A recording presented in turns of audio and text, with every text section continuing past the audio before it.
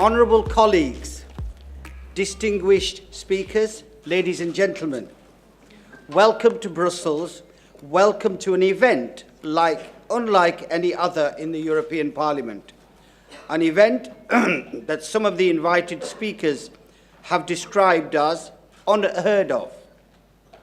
Whether in government or in business, think tanks or academia, in employment or not, Europhiles or Euro realists.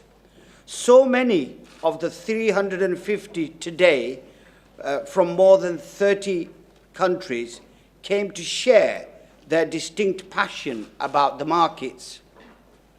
However, for many of the free marketeers or freedom fighters present today, this actually may be their first time in this House, the House of the elected representatives from the world's largest trading bloc. We may think, isn't this strange? On the other hand, you will have also noticed that amongst our 37 speakers, there is no senior official from the European Commission and no big industry or trade association representative either.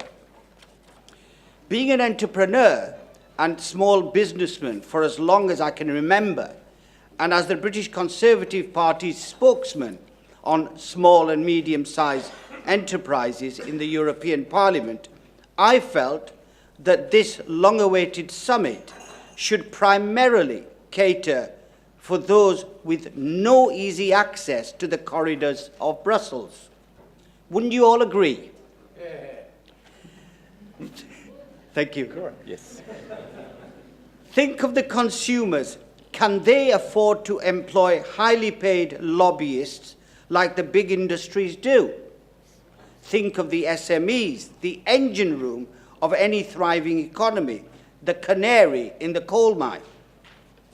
As in every new step in my long record in the restaurant and catering business, some people I would approach for support and advice would express their skepticism. I vividly remember a private meeting I had a few months ago with a colleague of mine, a fellow conservative, according to whom economic freedom is an extreme and highly controversial notion. I didn't realize Aristotle, Frederick Bastiat, Karl Popper, Friedrich von Hayek, Milton Friedman, Arthur Lafleur, and so many other intellectuals could be considered so extreme and controversial.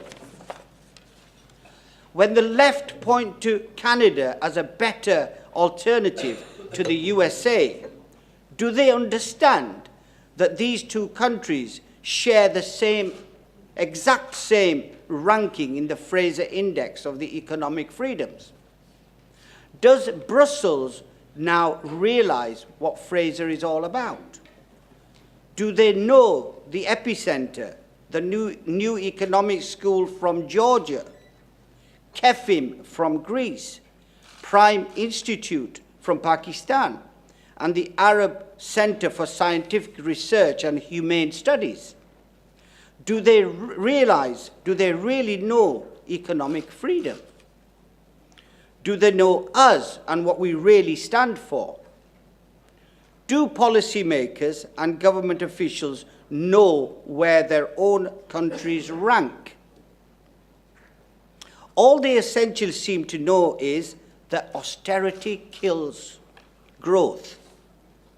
And there is President Juncker who says, we ask for physical discipline, but are careful not to kill growth. But the numbers don't add up, do they? Led by France and Greece, more than half of the EU member states today exhibit public spending around or more than 50% of their GDP. France's record of strikes is probably the highest in Europe, as is the degree of sympathy for Putin in Greece. 75% of the EU's budget is spent on intervention in agriculture and cohesion and other so-called job promotion programs. As we are preparing for an EU without the financial contributions of the UK, should we bridge this colossal gap through EU-wide taxation, as many have recently proposed? Should we seek assistance from the ECB and the central banks, as they also add? Today, you have all joined this summit through an entrance named after Altiero Spinelli, one of the forefathers of the European integration idea. Spinelli was right in calling for European unity as a lasting alternative to blind nationalism. But how many are you aware that his version of European unity would rely on socialism at the EU level? Ever since that private meeting I mentioned before, for me, the question wasn't who's going to let me, rather it was who's going to stop me in calling for such a summit. You don't need to have read Ayn Rand to feel like this. My family brought me to Britain from Pakistan when I was a child in search for a better life. We were poor by British standards in Bradford, but so much better off than we would have been had we stayed where we were. Father worked long hours in the wool mills to feed us, clothe us, and to put money away for the future. If there had been a working time directive back then, we might have stayed poor. We would have been in no doubt at the mercy of the government, only to return this small favour by supporting eternally the Labour Party. Instead, on his spare time, my father would take me with him to sell perfumes door to door. One time, the police arrested us as we had no license. However, it only took us 10 minutes to register our business and we were back selling again. This is what made Britain great. Unlike my family that benefited from such a rich tradition of rule of law and entrepreneurship-friendly policy in the UK, a hapless fruit seller in Tunisia saw no other option than to set himself on fire after being arrested by the police over the same crime, lack of licensing to practice a business. This was the start of the so-called Arab Spring, if you recall. Now, would you please take a look at the Fraser map? Most parts of Africa, Asia, and Latin America are still either in red or blue or yellow. How can we turn them all blue? Last year, I was invited to lecture at the National Institute of Management in Karachi, Pakistan, where the country's elite officials are trained.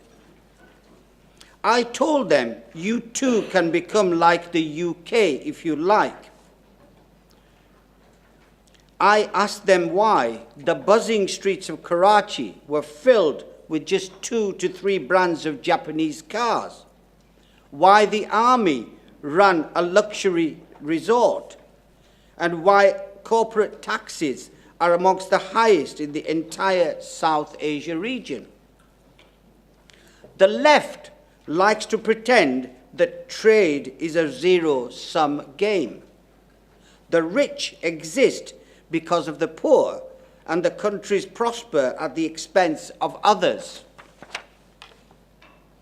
We are here to show how people are bound by their individual actions. There is no historical necessity, as Karl Popper has emphasized. Georgians, our first case study today, will show that corruption is not a culture issue. Corruption creeps in where the state is bloated both in absolute size and in regulatory capacities. The Baltic states will show how they turned it all around by introducing flat tax rates as opposed to progressive scaling. The Greeks, on the other hand, will remind us how it only took 10 years of socialism in the 80s for the Greek debt to GDP ratio to skyrocket from under 30% to more than 100%.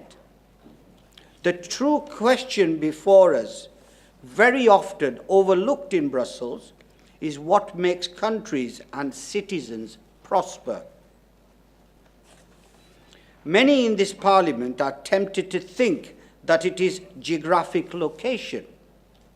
If so, why has New Zealand been enjoying consistently low unemployment levels in the last 20 years? How many know that pre-reform New Zealand in the 1980s, a subscription to a foreign magazine would require government permission as it was considered an economic import? Is it access to natural resources? How come thousands of Venezuelans vote with their feet, in the words of Milton Friedman, by joining the mass exodus to Colombia every day through what, in irony, is called the Simon Bolivar Bridge to Cucuta? And why is Russia's GDP roughly equivalent to the combined total of the Netherlands and Belgium? We are gathered here to plant the free market seeds into the resolutions and legislation enacted at the EU level and across the EU member states. As it was Popper and Hayek's ideas that enabled the British people under Margaret Thatcher to get past the Labour-induced IMF bailout, the largest in history at that time, and to put behind them the winter of discontent and the three-day week. As it was Arthur Lafleur, himself inspired by Ibn Khaldun, an Arab philosopher of the 14th century, who altered Ronald Reagan's course with just one curve he sketched out on a napkin at a Washington, D.C. restaurant back in 1974. When my small office first started planning this summit, we were wary of failure. If you set out to tackle a topic as big as this, the speaking program and the delegates need to live up to the billing. But we have had the courage of our convictions, and I think that courage has been rewarded. So, for helping to bring all this together, there are several people I must thank. There is the ECR group itself, its core chairman, Dr. Saeed Kamal, and Professor Richard Legutko, and its excellent secretariat.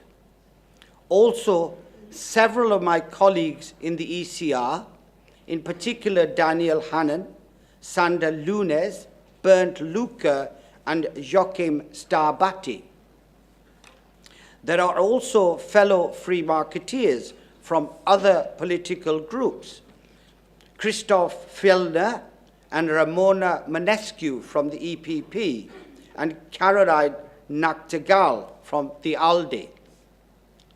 Also my own staff in Brussels and in Halifax, who have worked long and hard on this. In particular, Olympus Raptis, my chief of staff, who drew the agenda and then spoke with each and every of the invited speakers for at least 30 minutes on average.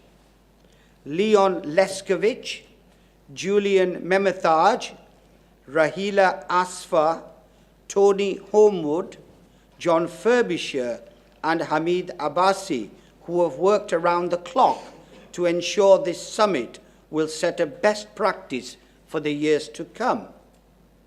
May I also extend my appreciation to the Fraser Institute, and in particular to Fred McMahon. Fred, your enthusiastic response when we first approached you made us sure that we were on the right path. Epicenter, and in particular Mark Littlewood and his team at the Institute of Economic Affairs, and all the other participants from all over the world, in particular the government and officials and diplomatic missions from nearly 20 countries, from Africa, Middle East, and Asia. Thank you. Together, today and tomorrow, I hope we can leave a legacy by setting in motion a worldwide movement to share ideas and examples and foster greater prosperity for all through economic freedom. And this is my key message to you today. Let us help the decision-making machinery in Brussels and all the government officials from wherever they come to read the world map through the index of economic freedom. Because living at the expense of future generations must stop. And because central planning, collectivism, protectionism, overregulation, and crony capitalism are not just a recipe for recession, but very often the road to serfdom.